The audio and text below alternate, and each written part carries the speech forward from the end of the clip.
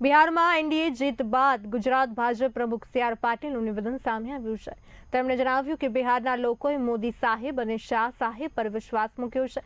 લોકોને જંગલરાજ નહીં જોઈતું હતું અને આ પરિણામ એ જ વિશ્વાસનું પ્રતિબિંબ છે.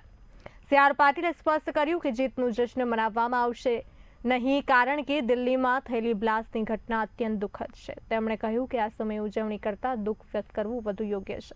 તેમણે વધુમાં ઉમેર્યું કે બિહારના લોકોએ વિશ્વાસ જોઈને વિશ્વાસ મૂક્યો છે. સ્ટેડિયમ હોય કે હાઈવે, વિકાસના કાર્યોને કારણે લોકો ભાજપ સાથે જોડાયા છે.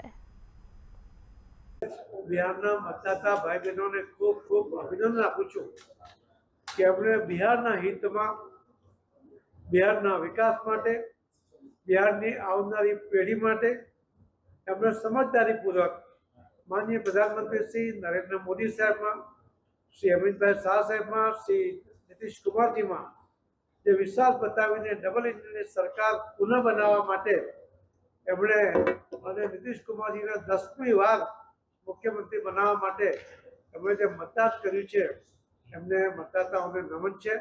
એમની સમજદારીને અને એમણે જે રીતે જંગલરાજને અટકાવવા માટેનો ભરપૂર પ્રયત્ન તાકાત લગાવી ત્યારે ડર ઊભો થયો કે જંગલરાજ ફરી આવી રહ્યું છે અને બિહારમાં રહેતા અને બિહાર બહાર રહેતા બિહારના લોકોએ પણ એકજૂટ થઈને બિહારમાં જાગૃતિ ફેલાવવાનો પ્રયત્ન કર્યો અને આ પરિણામ જે આવ્યું છે એ ખરેખર અકલ્પનીય છે.